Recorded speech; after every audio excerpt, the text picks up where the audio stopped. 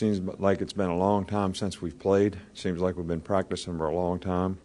I think the players are probably feeling the same way. But I think the most important thing about this week from here on out is that we have really good mental preparation to finish the week. You know, we don't have that many more reps. You know, we're playing a team that has a lot of multiples on offense, defense in terms of things that they do. So I think the mental preparation between here and there is what's really, really important. You know, we all own our own future by how we think, what we do, what our attitude is, how positive we are about the things that we want to accomplish. And I think it's an important time, this time of the season, that the players sort of, you know, think of that and have gratitude for the opportunities that they have.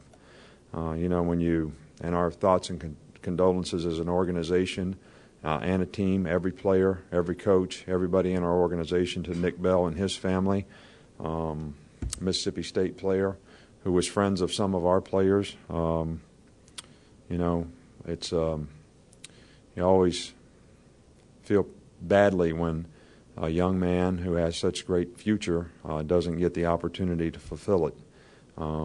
And I think that's all the more reason that our players should have gratitude, and we all should, for the blessings that we have and all the good things that we have that we should be thankful for and make sure we think about every day. And I guess that's all of us. You know, we really don't have any injuries. You know, Kerry Murphy has practiced the last couple days. You know, DJ Fluker's practiced the whole time.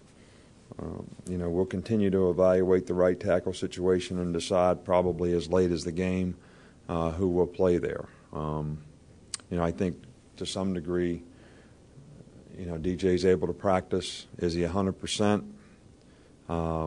That's what we'd have to evaluate. So, and that's what we'll do as we get closer and closer to the game. But Alfred's done a really good job at that position, so we're satisfied with what he's been able to do, and hopefully he'll continue to do a good job. And we went inside the last couple days because of the weather. I don't really like to go inside. We usually go in on Thursday only because a little bit, especially when we're playing on the road, to get noise and things like that. So it's a better prep, you know, for our players. But having gone in the last 2 days was strictly a weather issue. Questions? Mark Barron was named the semifinalist for the Thorpe Award. I was just wondering if you could tell us a little bit more about him as a player and some other things off the field. Well, you know, Mark's a really good, very quiet guy, but a leader in his own way. He's one of those guys that sort of speaks softly but carries a big stick. He's really well respected by his peers and his teammates. In his own way, he's a very good leader. He's a good person. And he's played outstanding football here for us.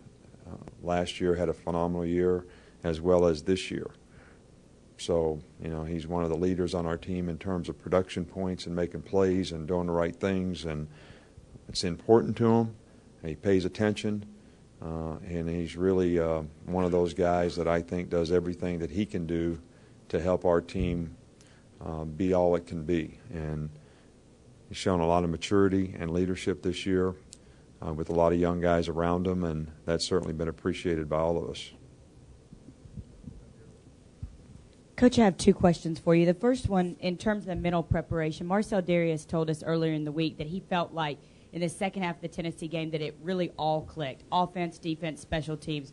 How important is that for this team going into the week that you had off?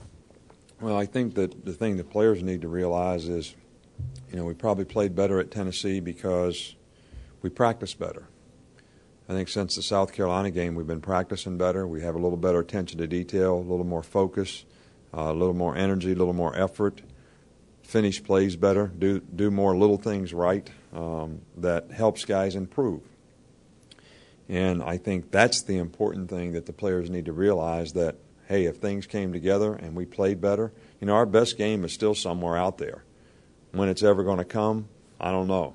But it's going to be up to the energy, the focus, and what it means to the people who are playing. They're all capable. They're all well prepared. They practice for a long, long time. So that's something that I'd like to be able to build on, what happened in the second half of the Tennessee game, but that remains to be seen. And, Coach, in the face of the tragedy of the passing of Nick Bell, it's prompted a lot of people in the sports world to focus on what they're most grateful for, and I'm interested to know what you're most grateful for. Well, I have too many things to list. First of all, you've heard me say this before, and I say it to the team on occasion. Kevin Elko said it the first time I ever heard it, is when you pray, do you pray to be blessed or do you pray to be a blessing? Well, the first thing that I want to do is be a blessing to other people. And I have a tremendous amount of gratitude and is very thankful to have the opportunity to be in an organization with a bunch of young people that you may have some impact on, to be a father, to have children that you may have some impact on, and to be a good spouse and a good partner and a good family person, and always have compassion for other people and care about what might be important to them and be helpful to them. We've been very fortunate to have a lot, but the thing that makes us feel best is being gracious and giving. So that's the thing that I guess is most important to me. Coach, can you talk about preparing for LSU's two different quarterbacks? Well, I think that in this case, there's a significant difference between the style of the two quarterbacks, so it does make a bit of a difference. Jefferson is more of a running. They've used him more this year as a running type quarterback. He does have very capable of throwing the ball, has a strong arm, and but he's made more plays with his feet, rushing quarterback type runs, option type runs. They've always used him that way to some degree.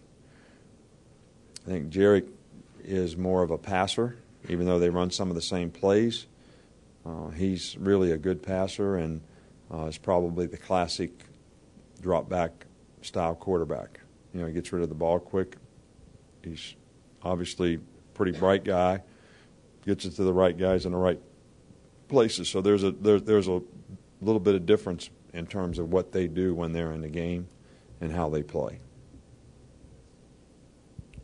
Coach, you mentioned Mark Barron's one of the quieter guys on the team. It seems like James Carpenter's also the quiet type, at least in the few occasions that he's been around us. Is he more of a lead-by-example kind of guy, or is he more vocal than he lets on?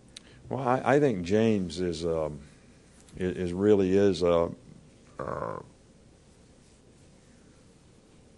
does a great job. You know, I mean, he works hard, doesn't say anything. You know, never speaks unless spoken to. But that doesn't make him any more or less. So I guess you would say he's not really a vocal leader. But I think he leads by example. He does a good job with what he tries to do. He's never an issue, never a problem, never in trouble, never doesn't do the right thing. I don't even know that his name has ever come up since he's been here for missing class or anything. And he has an opportunity to graduate at the end of this semester. So this is a guy that's a good person, and I think he's developed a lot of confidence since he's been here. I think he would be one of the guys that the players would kid a little bit because he is so quiet.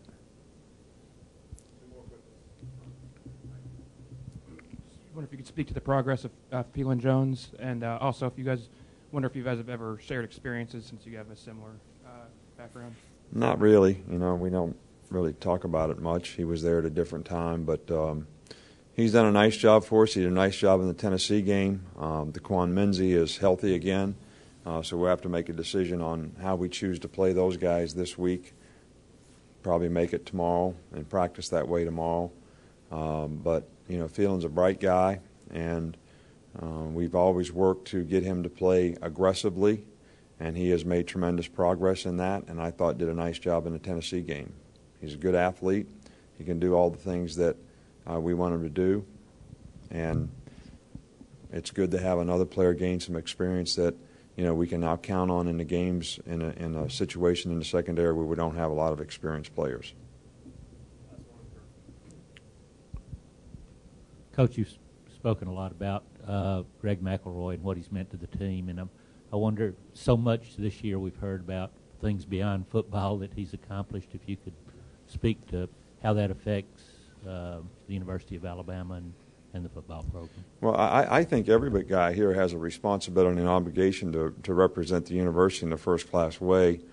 I think Greg goes far beyond that because he has made significant accomplishments in a lot of other areas in terms of whether it's community service, leadership, being a bright guy who has tremendous opportunities academically in his future if he chooses to do that. So I think in a lot of ways Greg has a tremendous amount of respect for that, and I do think he sets a really good example for other people. And, you know, he's worked hard to develop good relationships with other guys on the team, even if they may be different than him. And I think that's a good thing, and I think that's something that everybody respects as well.